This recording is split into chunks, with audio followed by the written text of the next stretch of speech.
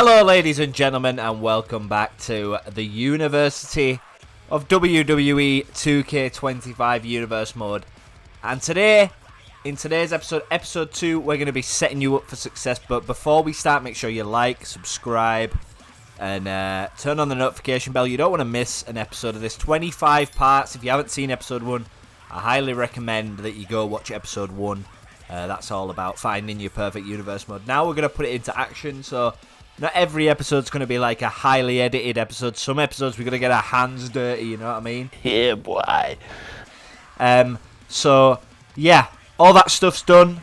We're going to get straight into it. So we're going to set up a new universe mode. We've thought about what we want to do. We've really sat down. We thought, well, I'd better not delete that one. We thought about what we want to do. We have an idea.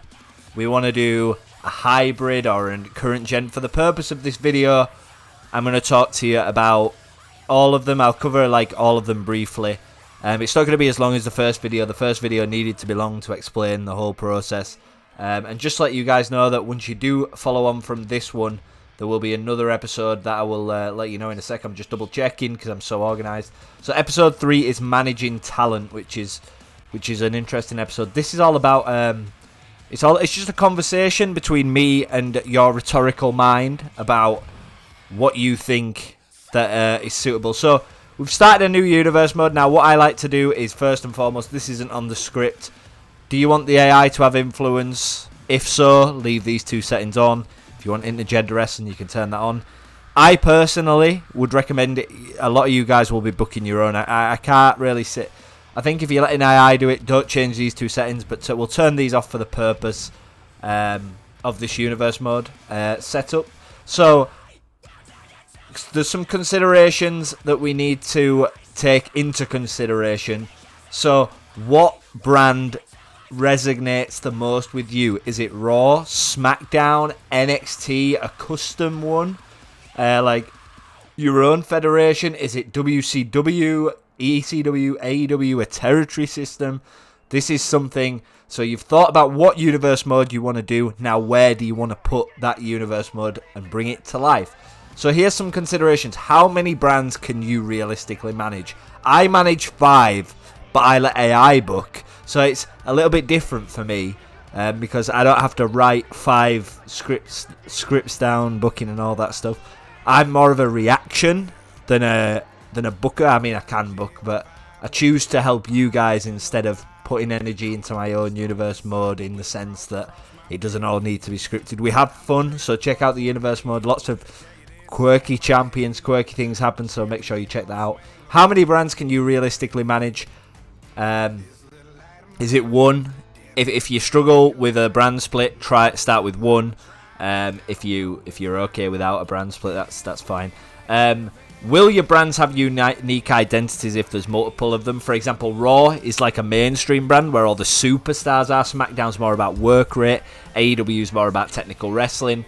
And will the rosters be shared or will they be exclusive? By that I mean, is SmackDown, are the superstars on SmackDown only on SmackDown, or can they go over to Raw?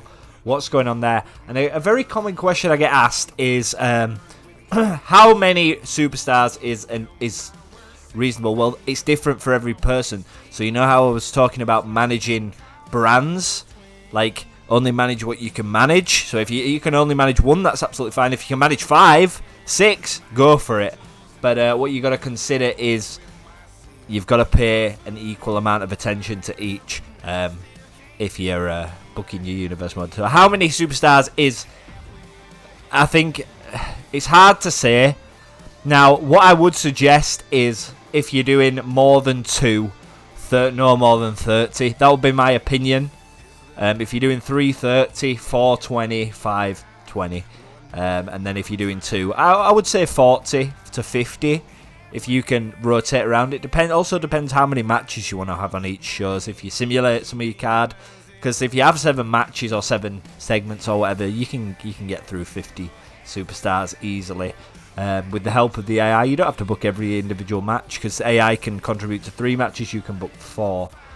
So now we're going to go into calendar planning. So what I like to do when I start universe mode is get rid of all this crap, and I'm just going to use this month, for example, Can I? So I don't know what's happened here. Oh, so I'm deleting SmackDown. I like a complete blank slate, but I'm only showing you May. But I like to do this on the entire calendar, and I'm serious. I do it for the entire calendar, even if it's Raw, SmackDown, and NXT. So I just want a calendar. I know I can't delete Raw. I'm aware of that. So we're talking about calendar planning now, and you need to think about what type. So the first video, if you've seen, what type of universe mode do you run? Because there has to be seasonal arcs, in my opinion, to make it So the way that is a good way to do it, in my opinion, is planning seasonal arcs for pay-per-views. So, for example, January to April, you've got Mania season, so you have the Rumble in there, the Elimination Chamber, Royal Rumble, WrestleMania, maybe Stand and Deliver. This is your biggest segment. We're in May, so May's after April. Something else that wrestling companies do is a Summer of Violence. So you have Extreme Rules. You used to have One Night Stands. SummerSlam can have some extreme matches. You look at 2002, Triple H versus Shawn Michaels. So we're planning for the summer here. So that's what we're going to base it off. In autumn, it's usually tournaments like King of the Ring, G1 like New Japan do. You can also have the Owen Hart Foundation, which is a little bit earlier, but it's just an example of where to put it. And then, obviously, towards the winter, going into starting WrestleMania season, you have your brand supremacy art, your Survivor Series, your War Games. And you can use custom arenas and graphics to build your immersion through the year. But I think a good way of planning your calendar is to set it into 4 sections of the year. So seasonal arcs. Your arcs don't have to be the same as what I just said. But think about it this way. What am I going to do in the summer to begin with? So the summer I would class as May to August, September. What's your goal going to be then? What's your goal going to be in the autumn? So September to November. It's a shorter period, but how can you sort of plan ahead, get your calendar organised so you know exactly what theme you're going to go for?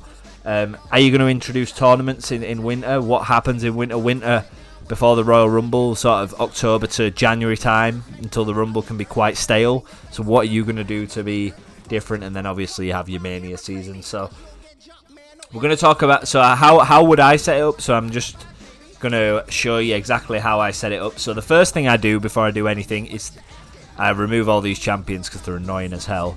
Then what I do is this. I know you can't change this. I choose my world champion. So depending on what you want to do, this is just a very, very thorough example. Very vague example. I'm just going to pick some random championships. So make sure we got a tag one in there. We got some let's throw an intergender one on there. Ilya. Have we got tag? What tag should we go for? WC. Oh, I like the NXT UK ones, to be fair. And then obviously we've got to have a women's. What do we want? This is NXT UK. So I leave all the champions blank, and that's every brand. So if you can try and imagine, you have to do this for every brand that you want to manage.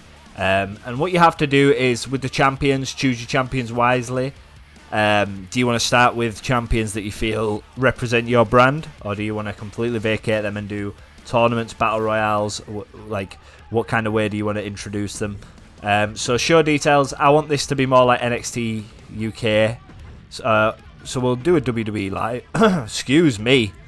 So it's all about just taking your time and making sure the branding's correct, because you've got to see this 52 times a year. Yeah, it's crazy, that 52 times a year. So I am looking for NXT UK, but I don't think I'll find. Oh, that'll kind of do. I mean, you can obviously download from Community Creations whatever you want. But say I want to make it I'm just making a custom. So this is an example. So let's establish some goals. So we look at each championship here.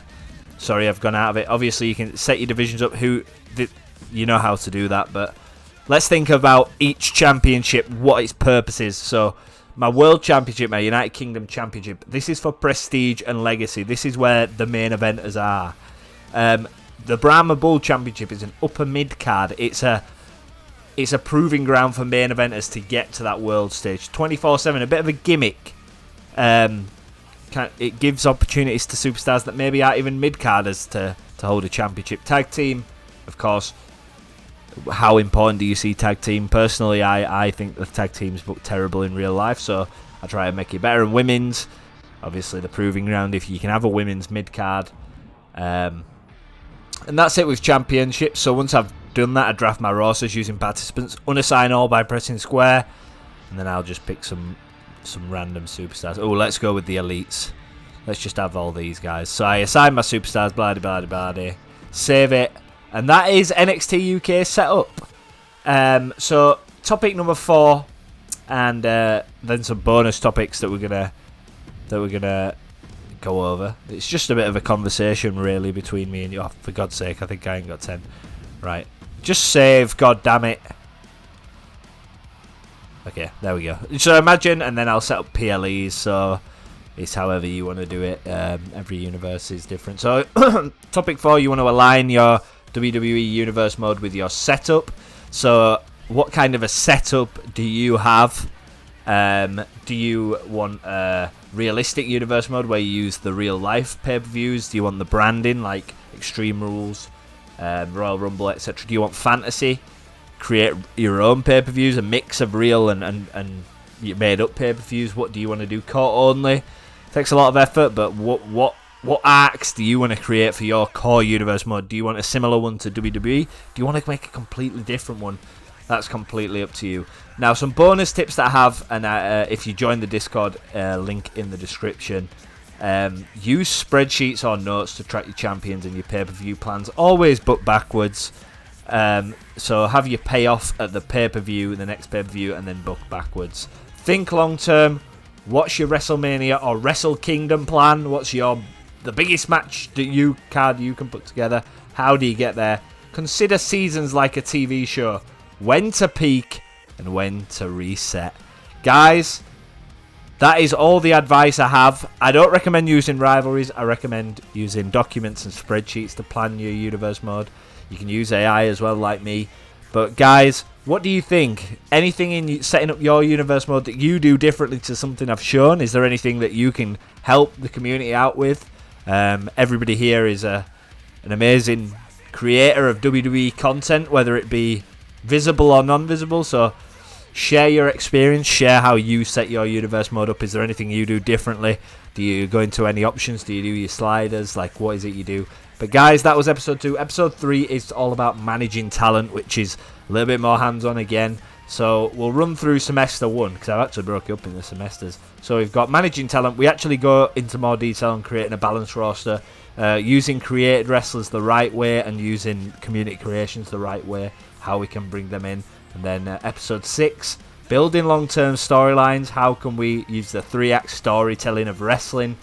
Episode 7, making new main event superstars. Episode 8, booking the women's division. Episode 9, booking it, and then so on and so forth. So semester 1 is really focused on the setup, creating a universe, putting people in their places, having branding, and drafting rosters. So semester 2 is more on booking. Semester 3, I'm just going to scroll, is more about edit. So there's a whole section on video creation. I'm just reading through there's a whole section on creating your own like core universes. There's actually a section on cross-brand storylines, creative challenges you'll face, rebooting or refreshing a stale universe mode, and a final exam is episode 25. So for that'll be interesting. So guys, if you did enjoy it, leave a like. If you didn't, leave a dislike. But tell me why in the comments. If there's anything you think I missed, make sure you leave it in the comments so everybody can read them, because obviously I'm not the brainiac, but you guys all contribute something, so make sure you share that with the world. I'll see you in the next one, and peace.